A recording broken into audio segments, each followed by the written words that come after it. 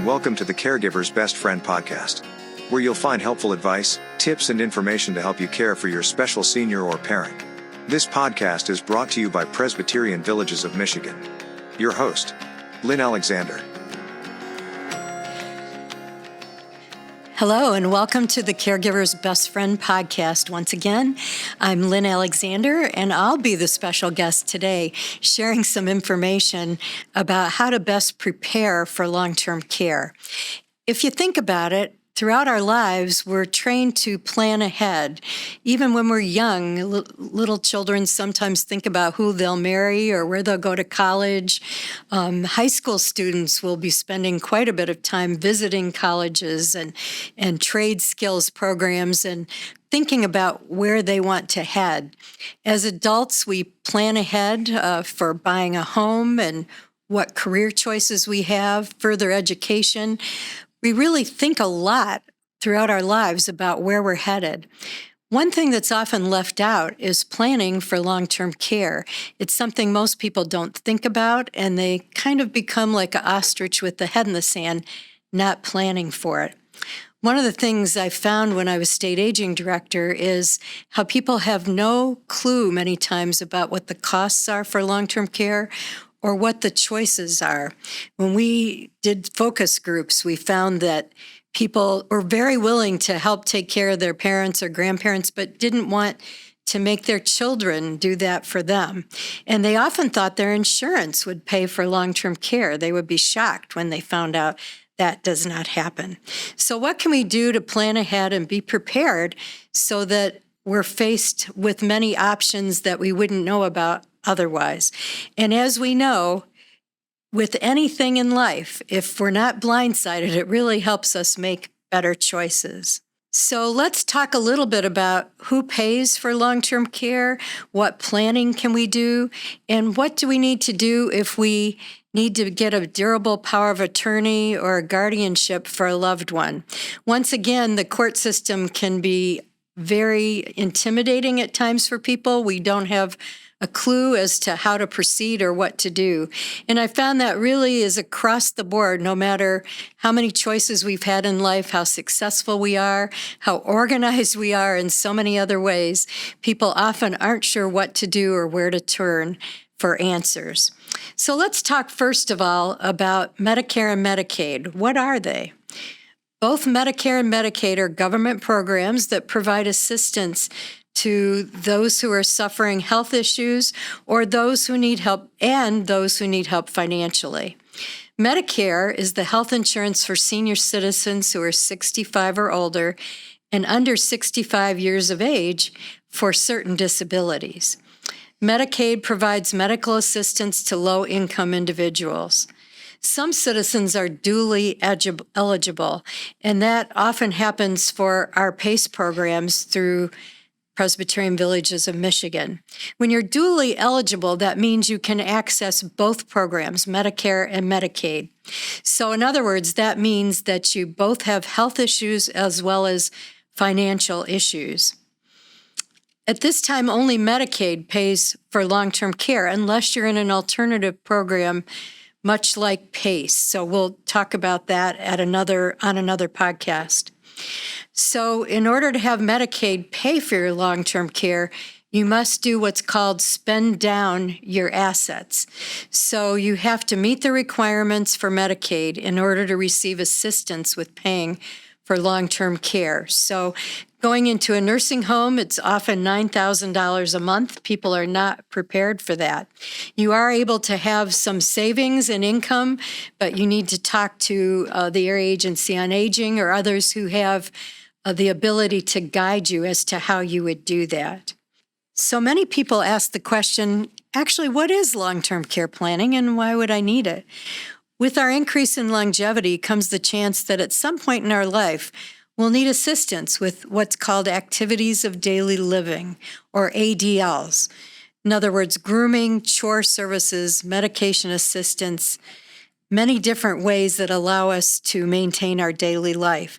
Many times we're unprepared to pay for this assistance. We don't realize that Medicare doesn't pay for it, and so planning ahead is really key. The good news is that we have a lot of new programs now that can allow you to stay in your own home and receive these services so that you don't need to go into a nursing home. Another way to look at planning is to purchase long-term care insurance.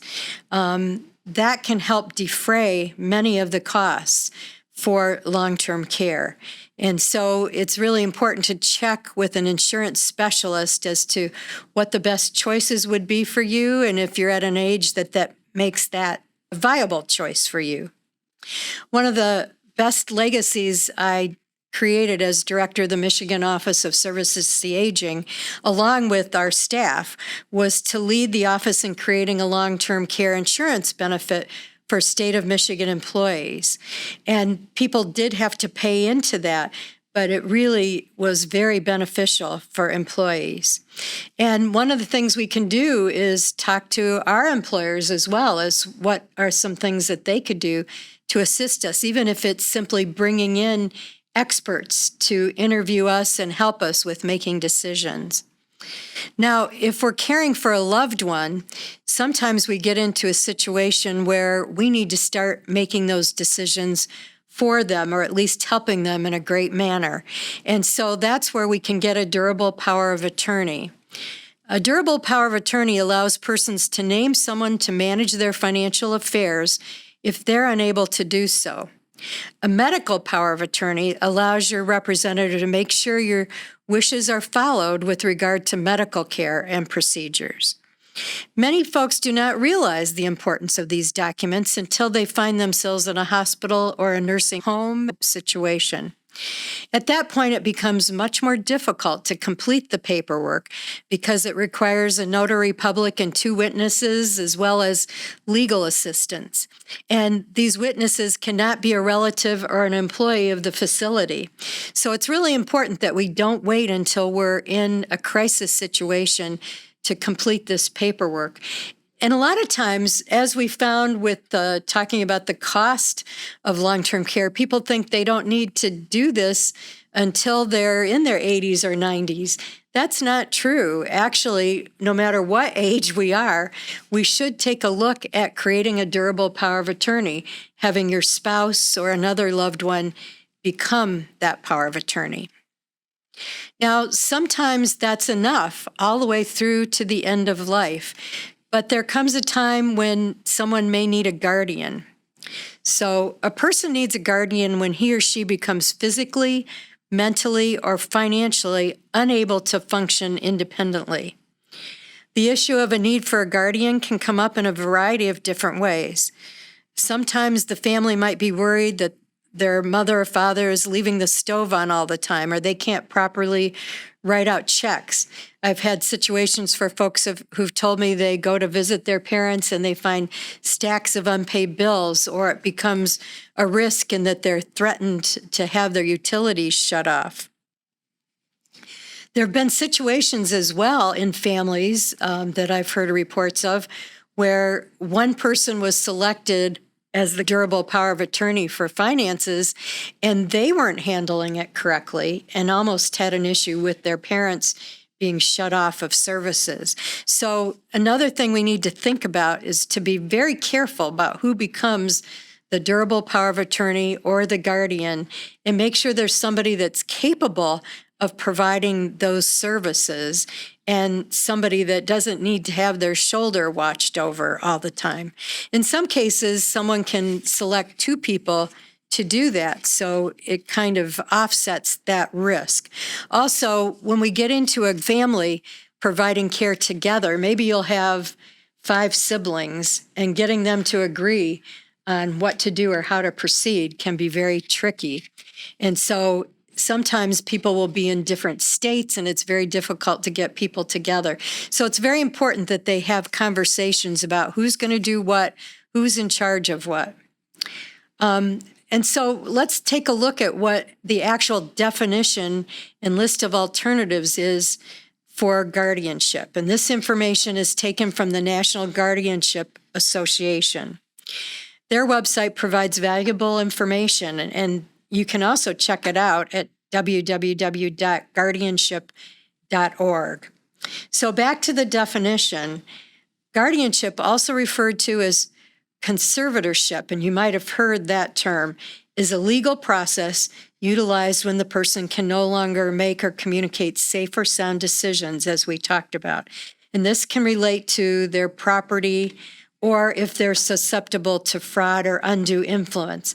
Another thing that happens is folks have found that their parents or grandparents or aunts and uncles are getting so many calls from scam artists and answering those calls and giving money to folks. And so that's another situation where you need to take a look at what the alternatives. Clearly defining why you think a guardian is needed will help determine how to proceed. And you'll have to make a case in the court system to become a guardian for someone. There are people on staff at courthouses around the country who their task is to guide you and give you advice. So I recommend that you call the court system in your county and find out who would be the best person to speak with about guardianship. Number one, is it really necessary? And number two, how you would proceed. There can be alternatives to guardianship, such as we talked about powers of attorney, trusts, and healthcare surrogacy, other ways where you can approach it, and so people can give you good advice. I mentioned before area agencies on aging. There's one in every area of the country, and you can even look in the white pages under Area Agency on Aging to get good advice on these types of issues. So what would be your responsibilities as a guardian? When the court appoints a guardian of the person, the guardian may have the following responsibilities. And many people don't realize what they're getting into. It's important that they have education so that if they're not capable or don't wish to take on those responsibilities, they can give that to someone else. So here are some of the responsibilities. You determine and monitor the residence of the person, consent to and monitor medical treatment, consent and monitor non-medical devices, as well as education and counseling, consent to the release of confidential information, make end-of-life decisions, and that's a tough one for many people, act as a representative payee to pay the bills and manage the finances, to really be committed to maximizing independence for a loved one or a guardian-appointed person in the least restrictive manner, and to report to the court about the guardianship status at least annually. Guardianship of the estate or property involves marshaling and protecting assets, obtaining appraisals of the property, protecting the property and assets from loss, receiving income from the state, making appropriate disbursements, obtaining court approval prior to selling any asset, and reporting to the court on estate status. So for many people, this can be a daunting task. We're also busy these days with sandwich generation of grandparents, parents, children. Sometimes we become a guardian for not our parents, but another family member, or even in some cases, a very good friend of many years. And so before you undertake a task like that, it's really important that you think through your entire life, your activities, your demands, your responsibilities, and how much time you would have to devote to that. Also, do you feel capable of handling those financial assets? And for those who are deciding on who should be their durable power of attorney, make sure you select one or several who have those capabilities. Don't give those capabilities or powers to someone who can't manage their own checkbook. So think through all these things as a family member or the person who needs assistance before we do that. As I mentioned at the beginning of this podcast, it's so important to plan ahead. What I tell folks is go to a long-term care community and check it out long before you need one. Go with a friend, make it a fun expedition, and do that with your parents or friends so that you're not making these decisions in a crisis. I think we've known for our entire lives that making important decisions should not be done in a crisis, no matter what those decisions are. So if we plan ahead, we can make good decisions. As David Miller talked about in a previous podcast, when he talked about the village of East Harbor, it's important that we just don't go somewhere to live, we go somewhere to live life. And when we get into planning, whether it's for finances or medical help or whatever, the smarter we are about our choices, the better quality of life we'll have, so that we can age well in a positive way and enjoy all the years of our life. Thanks for being with us. Enjoy your day.